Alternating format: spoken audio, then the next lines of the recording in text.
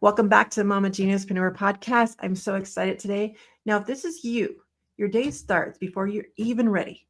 Your adult child needs breakfast on time, meds at the right hour, and the routine followed just so. You move through the motions, loving them deeply, but it's morning and you're already tired. Later, scrolling and folding laundry, or a thought crossed your mind. What about me? What about my dreams? I keep tucking them away. Then comes the guilt, the mom guilt, right? How can I want more when my child still needs so much from me? Shara Goswick knows that exact tension. She's still momming her adult child with disabilities, and she's also building her own purpose through podcasting and storytelling. Her reminds us for moms like you, growth doesn't mean neglect. Dreaming doesn't mean selfishness. You can honor your child's needs and your own calling. If you've been asking quietly, is this a space for me? Listen to this conversation today and say yes. We'll get started right after this. Mamas, welcome to the Mama Geniuspreneur podcast, where real stories spark real transformations for moms ready to bring their visions to life.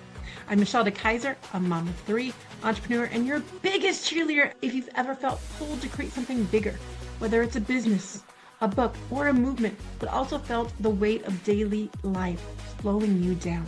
You are not alone. In just 15 minutes, we'll dive into insights, strategies, and real stories for women like you. Let's bring your visions to life, starting now. Shara Goswick is a host of Life Stories, a podcasting sharing conversation with authors, creatives, and everyday people making a difference. I was on it too. With a deep love for God, storytelling, and connection, she uses her platform to spread kindness. Don't we need so much more of that? As a mom to an adult child with disabilities, she speaks directly to moms navigating guilt and responsibility, encouraging them to give themselves grace and purpose through their own dreams. Welcome, Shara. How are you doing today? I'm doing well. Thank you for having me, Michelle. Oh, I'm so excited for this conversation because literally the words mom guilt just like way down, no matter where the stage of guilt is. But I'm sure so many people have been in your situation and might not have that connection of someone to talk to. So I'd love for you to tell us a little bit behind your why for doing what you want to do. So the why for my podcast is really, I honestly started for fun, but I realized after I started having guests that I was talking to people that were helping people in different ways. I didn't plan it that way. That's just kind of the direction it started going. So that's what I look for now. I talk to authors who write books on how to help people. I talk to nonprofit starters and volunteers and people that are helping others in very unique ways. I'm meeting people all over the world, and I am just continually impressed with the work that people are doing. I love it. Now I've got to ask how you're fitting this into your day as you care for your child. It's been a balance. I have a son who's 29 who is pretty high functioning autistic. He doesn't need me to do everything for him, but he does have limitations. He can't drive. He is not working, so he's home with us. He will probably live with us forever. And there are things that I do need to help him with. I feel like I'm kind of his voice a lot of times because even though he can talk fine, I understand what he needs. I understand when there's a problem. I can look at him and know, when there's a problem, when there's an issue. Not everybody can do that. And so I kind of feel like I'm his right-hand person, to help him through life. And I think in the past year, I've really had to learn balance between my responsibilities, not just with him, but with all of, my responsibilities at home and wanting to make my podcast grow and to, continue to have guests and to do the things that, would help it to flourish. It's a balance. It's something I'm still working on, still learning. And okay, so I got to tell you this story really quickly because you were asking about, I recently went on a mastermind last week to Cancun. And it was really funny because at one point someone went around the room and let us pick a rock. And there was a word on the back of that rock. And the rock I picked up actually was balance. Oh, wow. And the funny thing is, it was almost this first feeling of repulsion to it because I've literally been saying, like, when I think of balance, I think of equality. It has to be equal.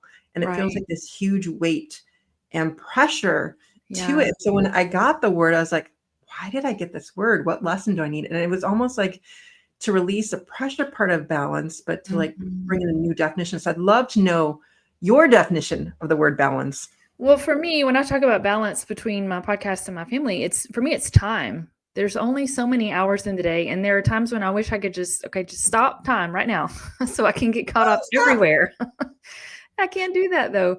And so for me, that's what I'm learning, is to how to balance my time with needing to sit at my computer all day to get things done, but also needing, to cook for my family and to make sure my husband has clean clothes for work and to, do all the things that I have to do being a stay-at-home mom. So that's how I am learning to balance is my time. I love that. So like kind of putting that definition of balance with time. And so as we're talking about this, I want each of you who are listening to this to actually think about what does that mean to you? Because it doesn't have to be the same as it is for Shara. Because for me, Right. I mean, when I'm thinking about balance as well, I'm also thinking about time, but for me, it almost is like a rhythm and how do I want to feel and flow through it through the day. And so like I don't know why I had such negative connotations with the word balance, which is Yeah. probably why I got the word, is to release, right? To Yeah. surrender and to release the things. And sometimes that's why these things are put back into our place. So Sure. I want those of you listening to really think about that as well. So I'd really love to dive into the strategies though and the things that you use to really, for you with an adult child, to really bring in that balance. What are some strategies and tips you might have for moms out there listening who might be in the same situation? For one thing, you've got to look at, what are you feeling guilty about? Recently, I went to a podcast convention, and it was the first time I had ever been to a convention by myself for something for business. It was awesome. It was so wonderful, and I'm so glad that I did it. But I was feeling major mom guilt of leaving. My son he can feed himself. He can pretty much take care of himself if someone's there to check on him and make sure he is safe. But he can't drive, he doesn't work, and if I don't get him out of the house, he doesn't get out of the house. My husband works all day, so he can't do it. I'm the one that's responsible for getting him socialized and getting him, taking him to buy groceries. And so for me to be gone for a few days meant he was having to take on some responsibilities here, which he could do, but it's, things that I had to do. And then I wasn't here for him all day for 3 days. I felt so guilty about leaving. And I had a friend talk to me about it. And she said, your identity is not in just being his mom. That's not all you are. You're more than that. And this is okay for you to do. And what I had to come to a place of understanding was that as long as his needs are being met, as long as he's safe, his needs are met, it's okay for me to take some time away. It's okay. If he's not lacking in something that I, need to do for him, then it's okay for me to take that time. It wasn't a week, it wasn't a month, it was just a few days. His dad was here in the evenings. I had someone that lives close by that could help if need be. And I had to understand that for myself. It's okay for me to do this. I love how you said that, like understand for yourself, because it really is about your own perspective on how you put on things. And then so when we're going to be back in just a moment, I want to hear what your son's perspective was and how he felt while you were gone. Be back in just a moment. Are you a mompreneur who feels a fire to create something bigger, a business, a movement, a message, but you don't want to do it alone? That's why I've created the Mama Genius Hub, a space where your vision is nurtured, your voice is heard, and your dreams grow alongside a supportive community. Inside the hub, you'll get bite-sized insights and strategies in 15-minute sessions. A community of like-minded moms who truly get it. Support to bring your vision to life without burnout. If ready to build your business and impact while staying true to yourself, join us today at connectingmamas.com. Your calling matters. Let's grow it together. So we got the mom guilt that you were feeling. Now, coming back from 3 days, what were the results of what happened while you were gone? I think he was fine. He acted like he was fine. He didn't complain about anything. And I think for him, everybody's kids are different. For my son, if he knows the plan, if he knows what's going to happen, he knows what's going on, he knows what to expect, then he usually does okay. I think I probably tackle on more guilt than necessary. I think I probably think it's worse than it probably is for him. He likes a little bit of independence. I think he just likes knowing that I'm there if there's something that he needs. So he survived. Our dog survived. He had to be the one to take her out several times a day and do all the things that needed to be done.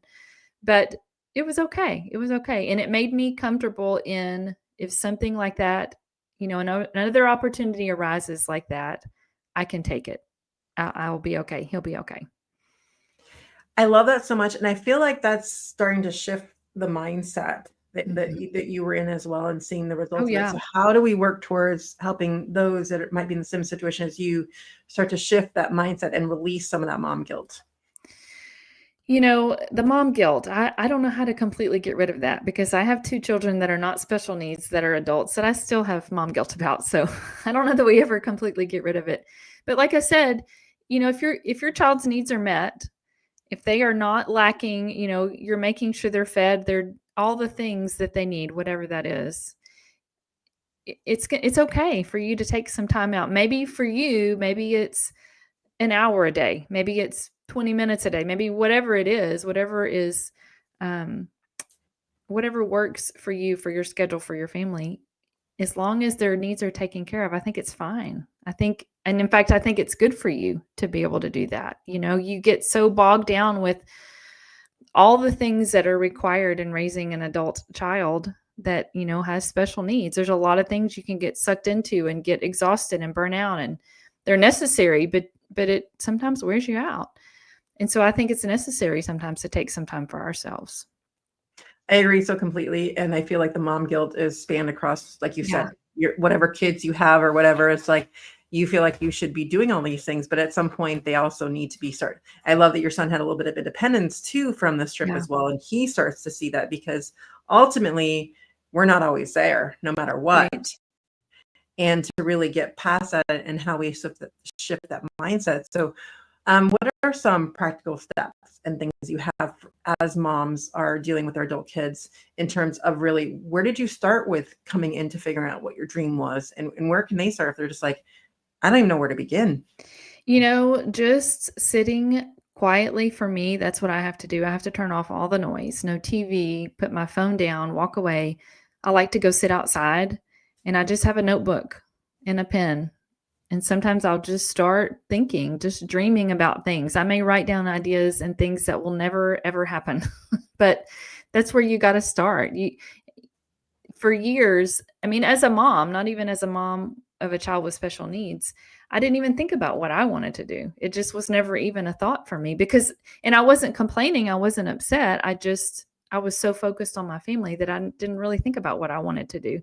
So when I was able to, that's what I do. I just sit quietly and just start writing, just start dreaming about what if I could do this? What would that look like? What would I need to do?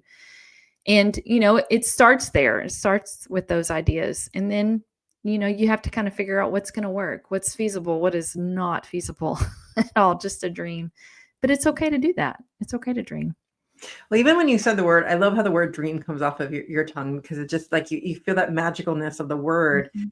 And sometimes we just lose that as moms, that like you said, you get lost in doing for everyone else. You don't even think about it. So it's like, this is just a reminder to take a few moments, even if it's just 5 minutes, to really just sit Right. with your thoughts. And for me, I mean, it's always about weeding out the noise, because Mhm. you have so much coming at us at all times. It's really trying to learn to listen to your own gut and Yeah. what really drives you forward. Like, I was just, this is one decision that I made of starting something I already said no to. Like, I listened to my gut and I said no, and then I did it anyways, 'cause I got into that peer pressure mode, right? And I'm still kicking myself for it, because I'm like, my gut said no, and I Right. held my ground, and then I caved. And so, it's again, it's another lesson. Like it's getting closer to the point where I'm starting to trust myself more. And I Yeah. think when it comes to with moms, us as moms, is really starting to listen to weeding out that noise. What's your thought Right. on Oh, definitely. There is so much noise, and I try to keep the TV off during the day. My son and I, we have this little routine at lunch we've done for years. Well, we'll eat lunch together, and we do a crossword puzzle on my iPad. He used to let me sit with him, and we would actually do it together. And now he does some of it and then just hands it to me. So it's not quite the same thing anymore. But that's just kind of our routine. And so, unless we're eating lunch or, dinner or whatever, the TV just stays off, because there's just so many voices and so much noise. And it's hard to think about anything with that. I'm really bad about having my phone in my hand all the time. And it's so easy to scroll and look and read and listen to videos. And I have to put my phone down and walk away, or I'm not going to do anything productive. So that's what I do. That's what I have to do. Unfortunately, we're running out of time. So tell everyone how they can know more about your podcast, know a little bit more about where to find you. And if you have a You gift for can the audience. you can find everything about me on lifestoriespodcast.com. I have all my links to everywhere you can listen. I always have my latest episode and a little description on the website. You can play it right there. And that's where you can find everything about me. And we're going to put you backstage for just a moment. I give some takeaways and bring you back for the final takeaway.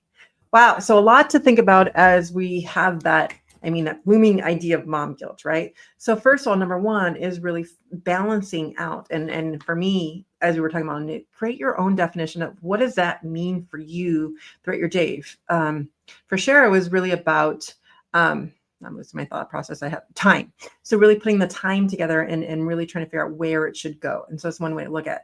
Number two is feeling about how you feel about that mom guilt, right? It's not just your identity, but we take that on sometimes as it being our identity, that we are only a mom, but that's not the case. And this is why we're here today, having this conversation to remind us that that is not the case. So really to figure out that it's okay to take time to do things for yourself.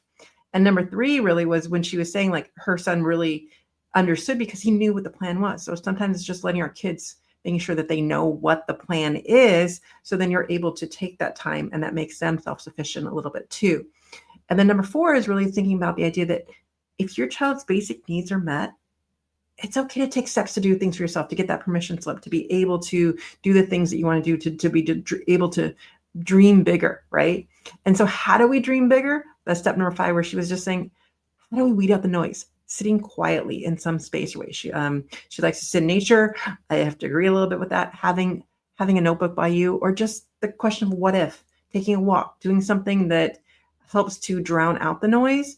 And ways is just having the TV off or putting the phone off to the side to really get into a space to figure out ways to really connect so you can figure out what your gut is moving you forward with. I'd love to have your final takeaway. I love all of that. And I love what you said about giving yourself permission. That's exactly what you need to do. Give yourself permission to sit down and dream, and even just to dream. Like I said, for years, I just didn't really think about what I wanted to do. And I'm so thankful that I finally did, just sat down and just dreamed about, okay, what about this? I love that I have the opportunity to do this podcast, that I get to meet people and encourage people and share their work and the good things that they're doing. But give yourself permission to dream. It's okay to do that. I love that. I just want everyone to take the word dream and just let it circulate around your brain. And we'll see you all in the next episode. Bye, everyone. Bye. That's a wrap for today's episode, Mama. I hope you found something in these 15 minutes that sparked action towards your dreams. Remember, your purpose matters, your dreams are valid, and you are not alone. If today's conversation spoke to you, come join us at the Mama Genius Hub, where you'll find support, strategy, and sisterhood to turn your calling into real impact. Let's grow this together at connectingmamas.com. And before you go, don't forget to subscribe so you'll never miss an episode. If this resonates with you, share it with another mom here who needs to hear this. We'll see you next time.